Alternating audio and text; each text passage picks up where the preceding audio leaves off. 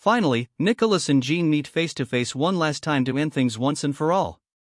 Nicholas asks Jean if he isn't going to respond to his question, but Jean simply advances toward him.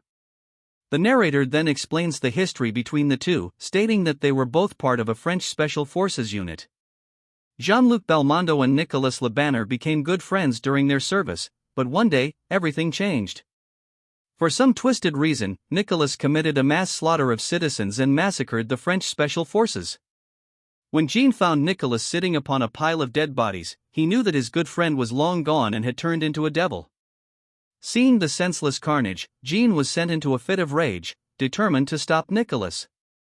Unfortunately, Jean failed, leaving his spirit broken by his trusted friend's betrayal.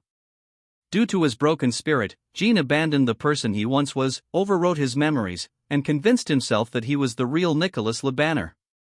Returning to the present, Nicolas admits that he was shocked when he heard the news of his name participating in an underground martial arts ring in Japan. He then asks Jean if it isn't quite the unorthodox nervous breakdown, but Jean bluntly asks Nicolas why he spared him. Nicolas says that perhaps he did it out of sympathy or pity, and maybe because they were good friends. Whichever version Jean chooses to believe is up to his interpretation, Nicolas says. Jean bluntly tells him that he doesn't consider him a friend anymore and vows to stop him, but Nicolas scoffs at the threat. In the back stands Lu Donsheng, watching the confrontation. He remembers when Jean told him that he would handle Nicolas on his own, but wanted Lu to witness it. However, if Lu sees that Jean is losing, he plans to step in. Back to the two, Nicolas continues to taunt Jean, asking if he really thinks he can kill him, especially when he used to worship him above all else. Jean suddenly attacks, launching two swift strikes at Nicolas, who easily dodges them. Lu recalls that Jean is using Sahhat, a tricky technique that is Jean's original martial art, which combines fencing, savate, and karate. It involves putting pressure on an opponent's nerves, temporarily paralyzing them. This disables the opponent's ability to block, forcing them to dodge instead. Jean keeps up his attack while Nicolas continues to dodge. In his mind, Nicolas tells Jean that his efforts are futile, since Sahhat requires precise motions in order to strike the opponent's nerves, which makes its attacks one-noted and easy to dodge. Suddenly, Jean swings his arm like a whip, catching Nicolas off guard as he strikes his shoulder. Lu notes that Nicolas's arm must be paralyzed and realizes that Jean is still in top condition. But to Lu's surprise, Jean's arm suddenly goes limp, revealing that Nicolas managed to strike him while avoiding paralysis himself. Nicolas admits that Jean almost got him, but he managed to avoid paralysis in the nick of time. He is also impressed that Jean managed to curve his strike, while still precisely aiming for his nerves. Jean snarls Nicolas's name in anger, but Nicolas uses the same technique to strike Jean's shoulder, then reminds him that he is the originator of Sahhat. Even though today's chapter was short, at least we got to see a conclusion to this conflict between Jean and Nicolas, who had history since the start of the Kengan vs. Purgatory tournament. Now I personally want Jean to come out on top, simply because Nicolas is a psychopath who should have died on the day he committed those war crimes. However, it seems like Nicolas won't be easy to take down as he is genuinely unbothered by Jean, and is even besting him in their fight. Jean will most definitely have a tough time fighting Nicolas, due to the fact that he's trying to beat Nicolas at his own game, by using the martial arts he created.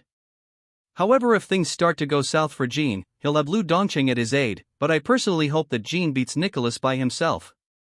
If Jean is paying attention, he'll surely notice that Nicolas is near the border and can toss him off the cliff, causing him to get disqualified, while also having a chance to end Nicolas once and for all.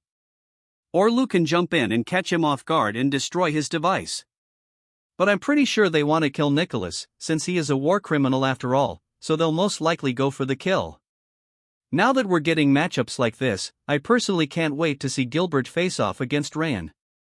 A lot of people have already predicted that Ryan will come out on top as always, and that Gilbert stands no chance at beating him. I'm pretty sure Gilbert is at least one of the strongest fighters in the series, given that he's basically Edward's superior. Remember that fight with Edward? He was completely dominating the fight, as he took on not only Ryan, but Kure Ario and some other Kure members. Keep in mind he did most of this with ease, and if it weren't for the plot he would have most definitely been the victor that day. So if Gilbert is his superior, then Ryan will most definitely have a hard time fighting him, no doubt. When Gilbert eventually switches into his removal, I think that's when Ryan will have the most trouble dealing with Gilbert, since he also possesses all the memories of Edward along with his techniques. However, let's remember that he's up against Ryan, who was a monster on his own, so he should be strong enough to handle a genetic freak like Gilbert. He also has plot armor on his side, so if the writer's bias kicks in, we might see another "you were too strong, that's why you lost" scenario. Now, I personally don't think it would come to that, since there is some story left with both the Kure clan and Westward clan, along with the other faction, who at this point don't see eye to eye, and are currently at war. I think both Gilbert and Ryan will face off in this tournament, but they'll most likely settle things in that war. I hope things will go that way, as it could be a good reason to kill off Ryan, and make the story more interesting. I wouldn't be surprised if Ryan ends up dying to Gilbert later on, but that's probably unlikely, since the author will probably not let that happen, and will probably make Ryan the winner because he's one of the most popular characters in the series. I hope to be proven wrong about this, but we'll have to wait and see how things unfold. This conflict could also give Gilbert some much-deserved screen time, as we often don't see him much in the manga. Hopefully this fight does him some justice and make him more than a guy who's the son of a notorious aura farmer. Another thing I forgot to mention in the last chapter is that the Kengan Association will be destroyed if they lose this tournament. I don't know why these people like to gamble with their wealth so much, but they seem to love putting everything on the line.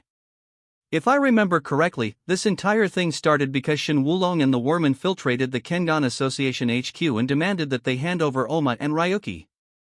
Of course Nogi refused, demanding they settle things with a tournament. They were the ones in charge of putting together this entire thing, so they would of course create the device and life point system to give them a chance to beat Shin, but why would they take things a step further and grant the winner with one wish within reason, especially when the stakes are this high? But then they incite fear within everyone when they wager their entire company on one single tournament.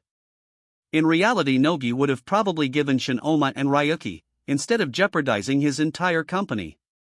I think that would have made for a more interesting storyline, but I don't mind this tournament route they're taking. That's all I have to say for today, but let me know what you guys think in the comments. Please take care, and I'll see you soon.